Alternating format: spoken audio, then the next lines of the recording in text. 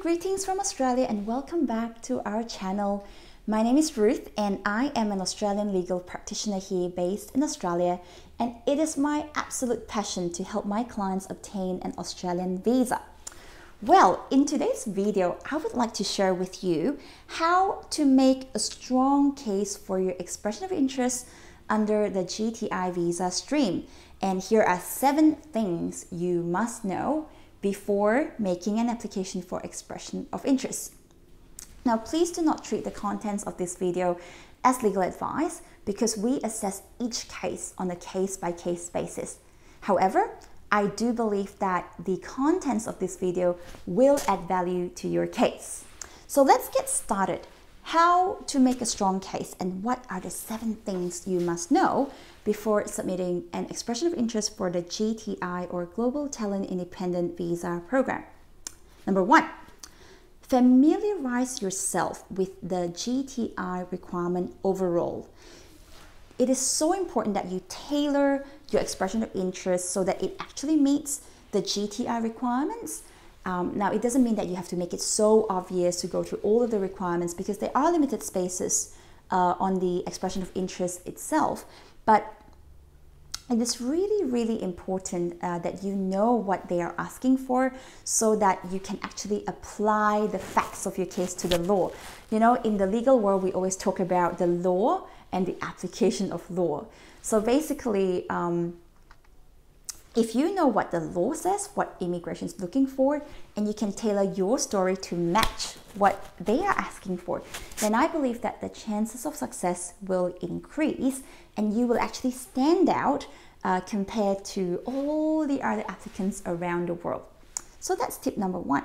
The second thing you must know is that you must ensure that the contents in your expression of interest writing is concise but not too brief. Okay, so not just a one-liner, but enough to actually convince the case officer. The case officer is actually someone who works for the Australian government, and they are the ones who will be deciding on whether or not you're worthy to apply. So when you're actually writing your expression of interest, make sure that it's concise, make sure that you respect their time because they've got so many applications to go through, right? So you want to respect their time, but also give them enough contents so that you can actually impress them, you know, that you'll be able to distinguish yourself from all the other thousands upon thousands of applicants. So it's really important that you make sure that your expression of interest is concise. Number 3, if possible, at the time of expression of interest, whilst it is not a requirement, I would really recommend suggesting a nominator. For example, if you've already got an Australian nominator, you can actually provide some information about your nominator. If you don't, then I would suggest strong references from your home country or internationally, wherever you might have had these exceptional track record. So a third-party reference is always helpful because it's almost like, you know, when you are searching for the best Western restaurant or the best Japanese restaurant, you go on Google and you check the reviews, you know, and then you see what other people are saying about them. So in the same way, I believe in our human brain somewhere, you know, you can say that you're the best of the best, you know, impress them with all your words.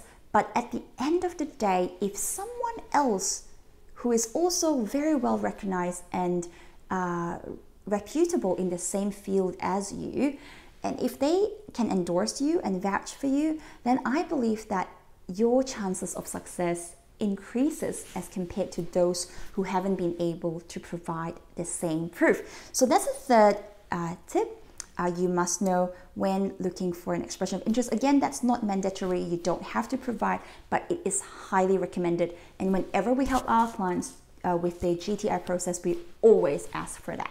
And the fourth thing you must consider is to provide supporting documents. Now, you don't have to provide every single piece of document, but it is really imperative that to make a first good impression, that you're selective in terms of the type of documents that you would provide at the time you lodge your expression of interest.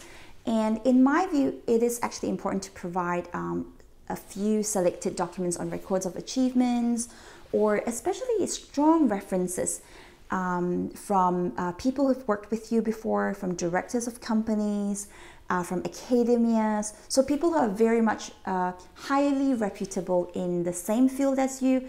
If they can write a reference for you or even fill out a nominator form, that would be amazing.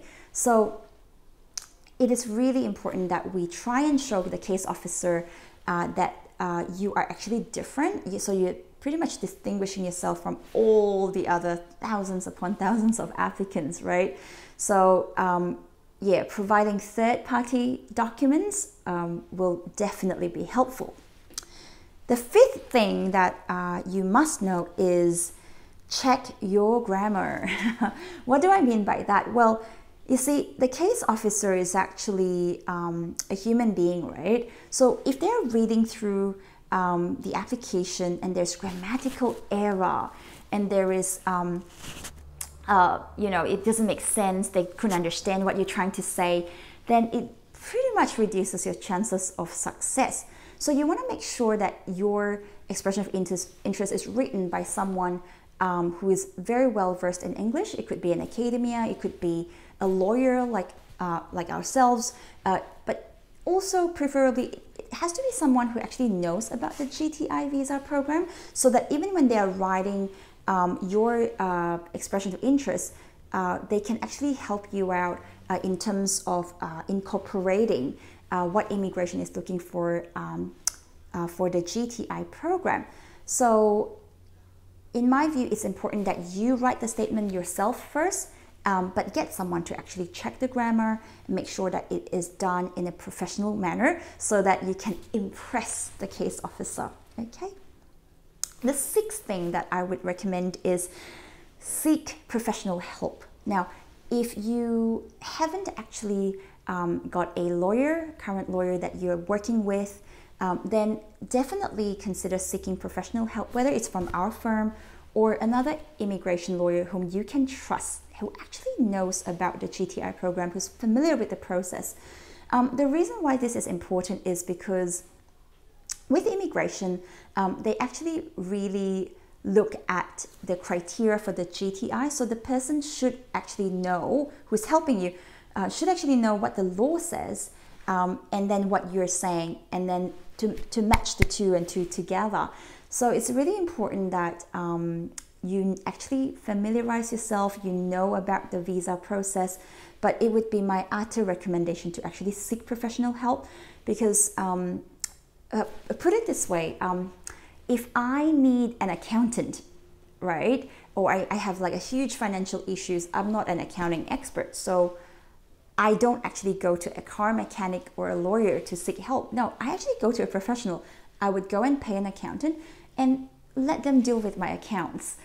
If my car is, you know, it's not working and the battery is dead, I mean, I would actually seek help from a mechanic to come and help me out. I won't seek help from a chef to help me out, right? So in the same way, if you're looking at increasing your chances, consider this as an investment so that you are actually doing the expression of interest process properly, because without an invitation, if you fail in the expression of interest process, you don't actually get an invitation to apply, and you don't actually get to apply for the visa. And that's why, in my view, the expression of interest process is actually as important as the visa application, if not more important.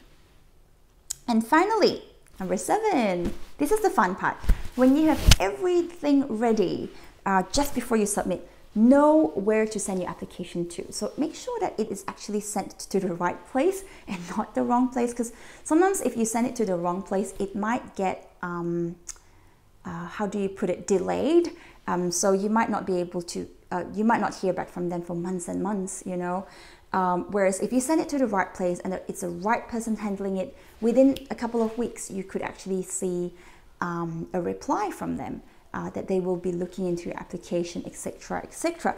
So I hope that the 7 tips were helpful today in today's video.